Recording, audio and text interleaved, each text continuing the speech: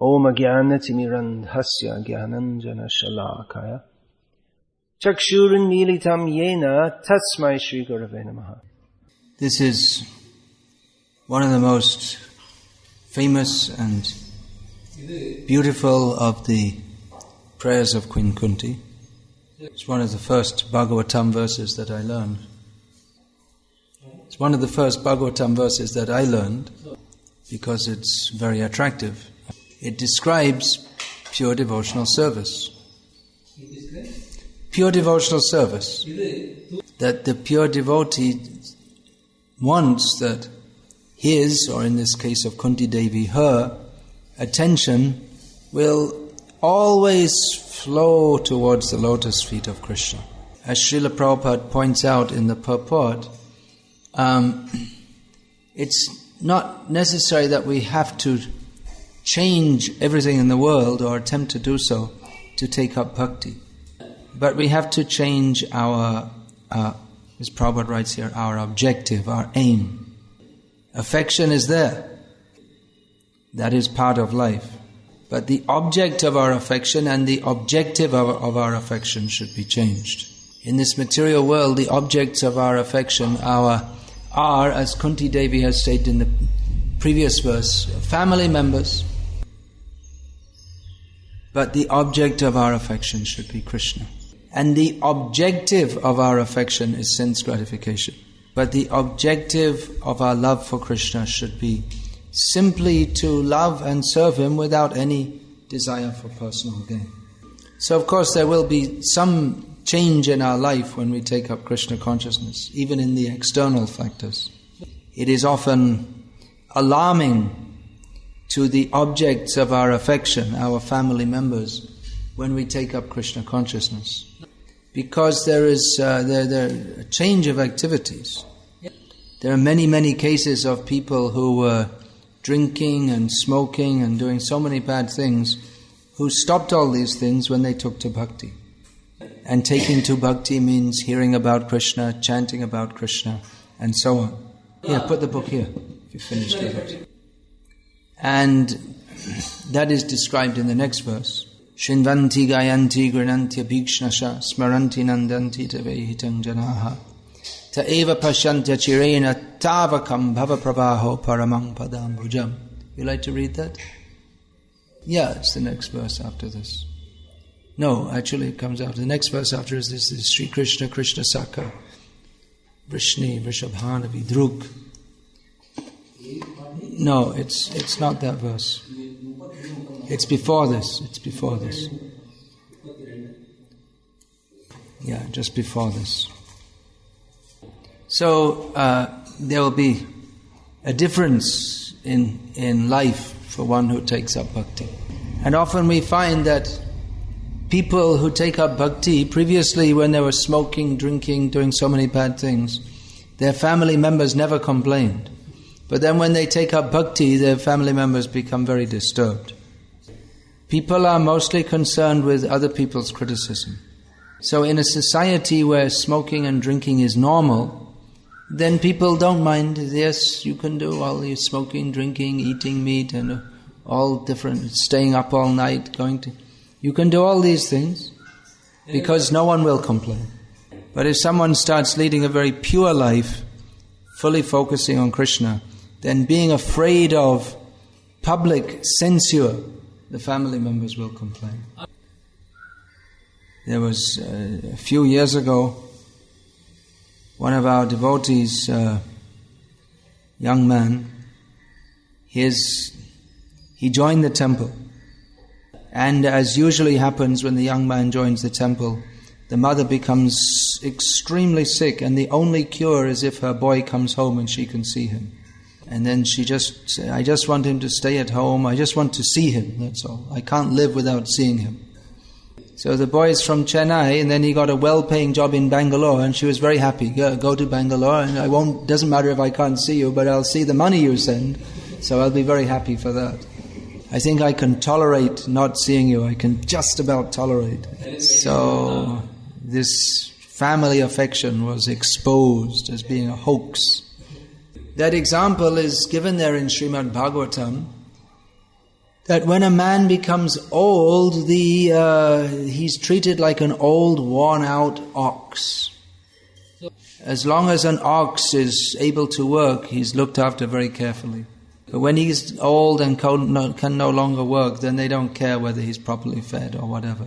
That example is given in Srimad Bhagavatam. Actually, times have changed, and nowadays the old ox is just sold for slaughter. So that example is there. As long as a man is working and earning money, then everyone respects him and looks after him nicely. But when he becomes old and he's no longer can contribute to others' sense gratification, then they don't accord him the same respect. They sit him in one corner and treat him like an old, worn-out ox. Nowadays it's very common, young girls, when they're getting married, they give some condition that I'll marry on the condition that we don't live with your parents. I don't want to look after your old parents. When she gives birth and then the child is there and so much problem to look after, then they'll call the mother, her mother, to look after the child. Otherwise they don't care. So this family affection, it's simply a hoax. Now of course Kunti Devi's family, they're all pure devotees. Very great devotees. The Pandavas are very famous, great devotees. But still, she felt as if her affection was on the bodily platform.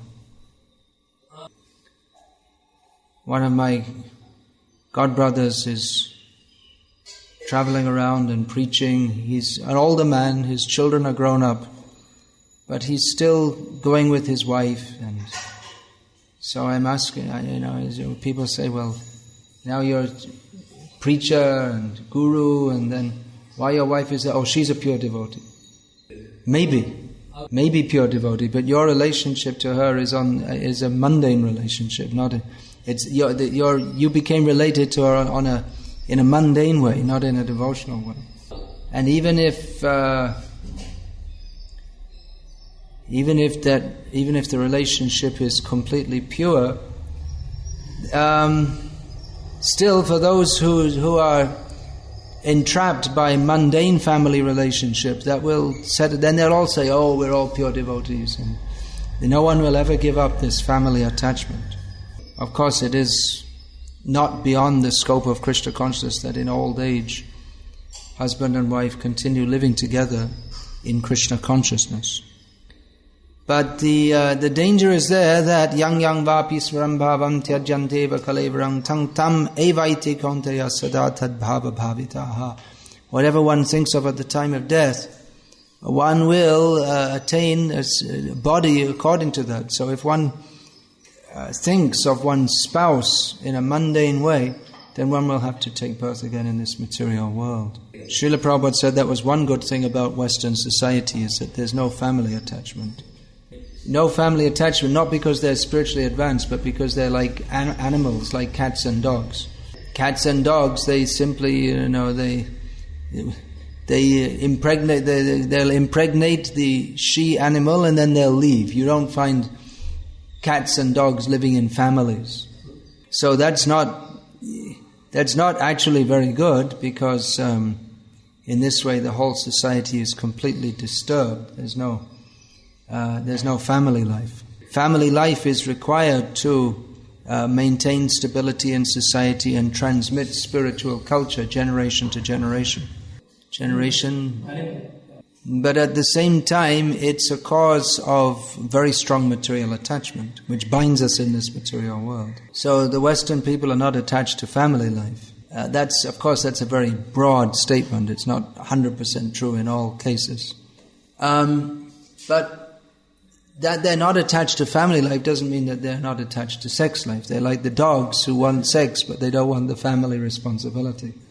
So the point here, I'm saying this because this is the subject of the previous verse, and in this purport also Prabhupada discusses these points.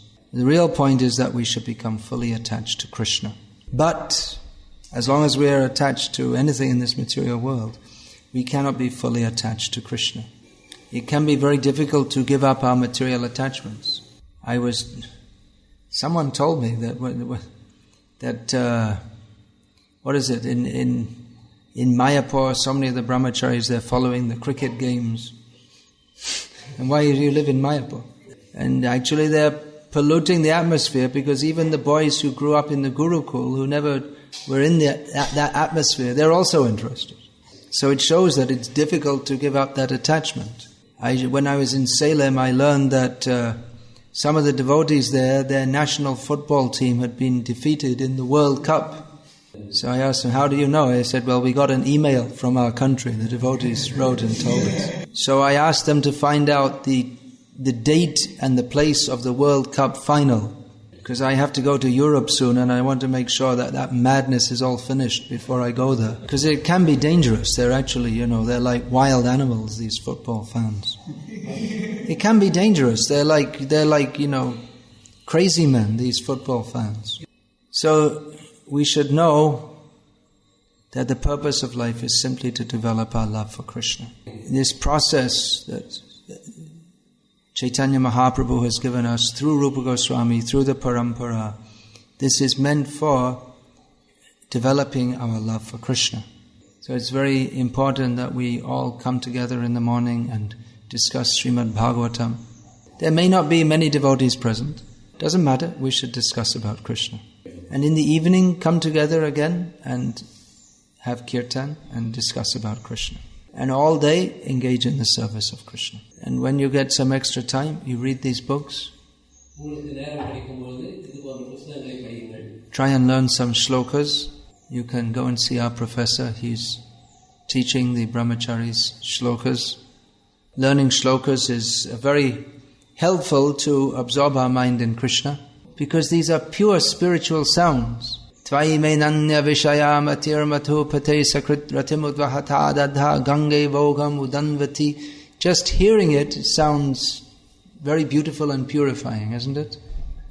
And then when we consider what is the purport, that is also so inspiring to us.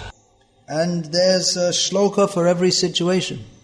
If you see the moon rising, then immediately you can think, there are so many verses about the moon. Rasuham apsekontaya prapasmi. What's the next word? Shashi. Shashi means the moon. So we can remember that Krishna is the light of the moon. Shashi, Shashi means who's got the figure of a hare. Hare, H-A-R-E. Because if you look at the moon, it looks like there's a hare in the moon. So when you see a river, then you can remember the Yamuna. When you see this kind of river, you can remember the river of hell described in Srimad Bhagavatam. It's described in the Bhagavatam. There's a river full of stool and pus and blood, and you have to live in that, and then the insects, they eat you. So in this way, wherever we go, whatever we see, whatever we think of, that can be in relationship with Krishna by studying and becoming absorbed in Shastra. So that is the life of a brahmachari. Kunti Devi's instructions are very valuable for brahmacharis. Brahmacharis, they don't associate with women, but you should associate with Kunti Devi. That's what I said. That's what I'm saying.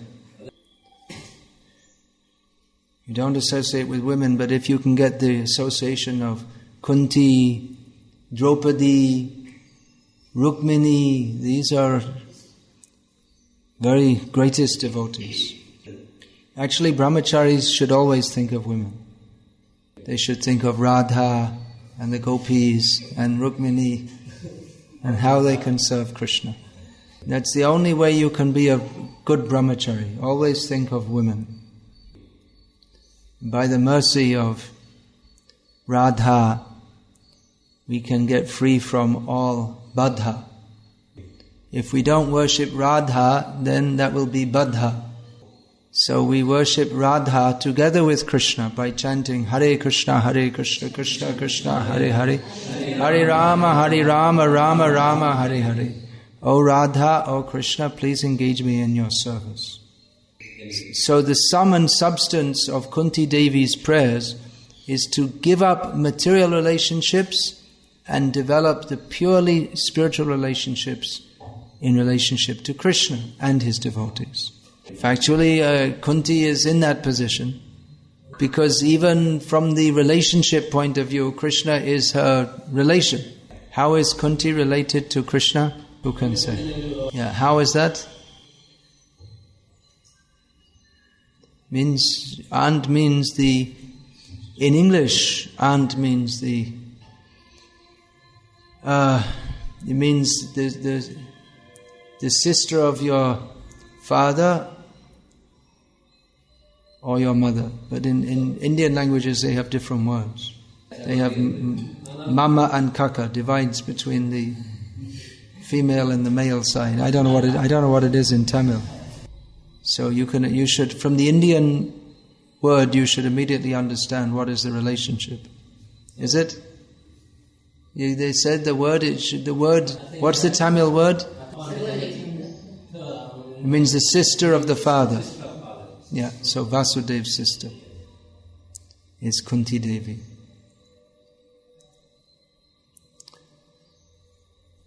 Both are sons of Surasena. Both are issues of Surasena. Yeah. Then how many wives did Vasudeva have? Now you have to read the Bhagavatam. It comes up in the 9th canto.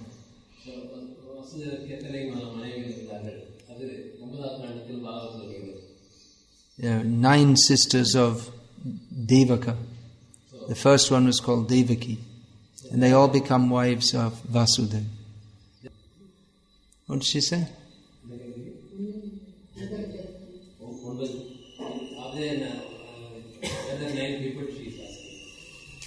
Yeah, 9 sisters. They all became wives of Vasudeva. Yeah.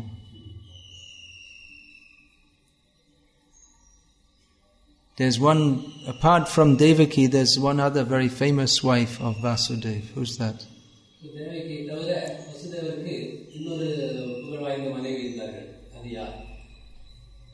Say?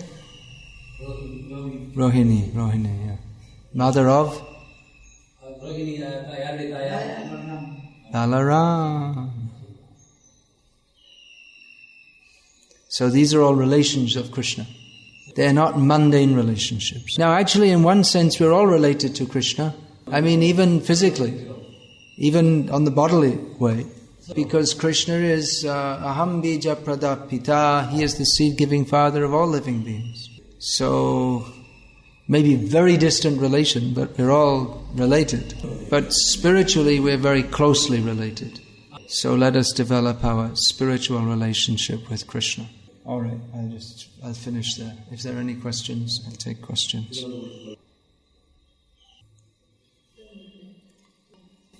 She says, Krishna's body is purely spiritual.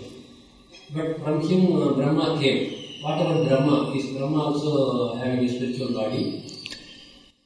Is Brahma having a spiritual body? Well, that Brahma is considered part of this material world, so his body is considered a material body, but he's a very spiritual personality, so from that point of view it could be considered spiritual. The material energy comes from the spiritual energy.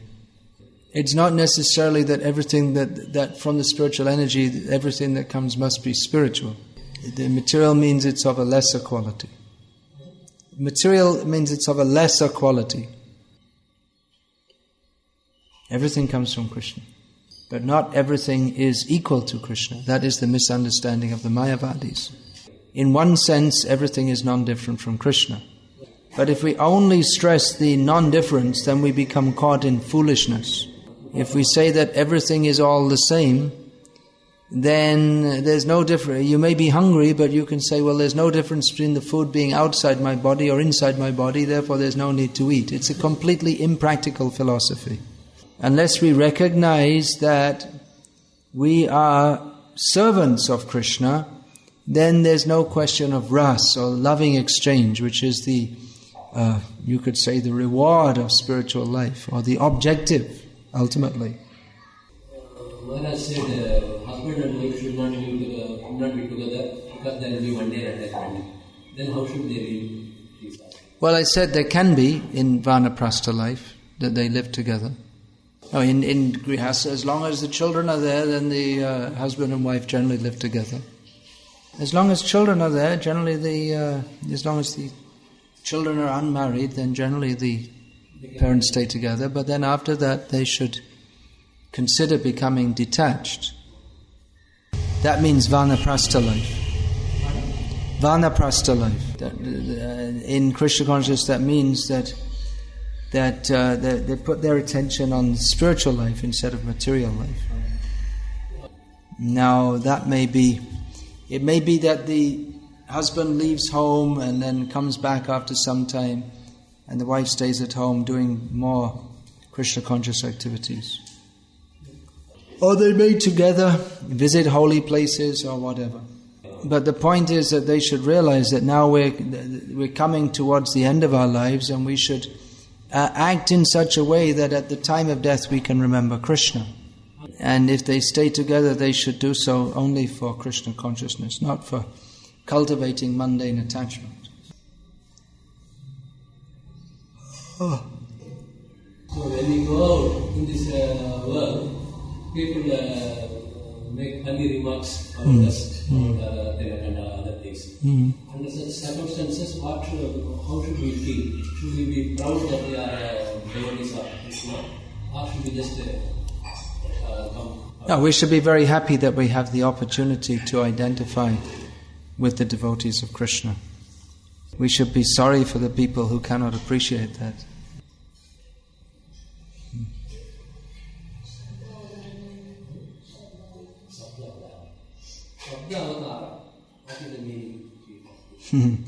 Means the avatar in the form of sound. Means the name of Krishna. And the Shastra. Shastra. Why don't you say out loud? Then again he has to say, and then he says he gives more importance to doing service than chanting. So when he is doing service, he feels it's better than chanting. Is it correct? All things are required. It's important that we also develop a taste for chanting. Don't neglect either.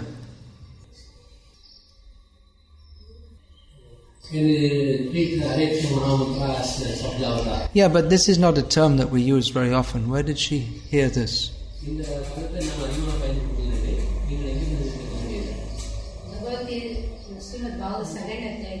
Yeah. Yeah, but it's, like I say, it's not a term that we use. It's not commonly used part of our theology. The more common term is apaurushaya, for Shastra.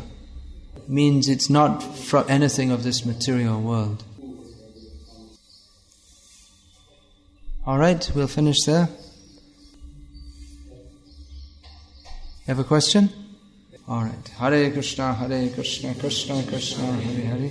Hare Rama, Rama Rama, Hare Hare. Srila Prabhupada ki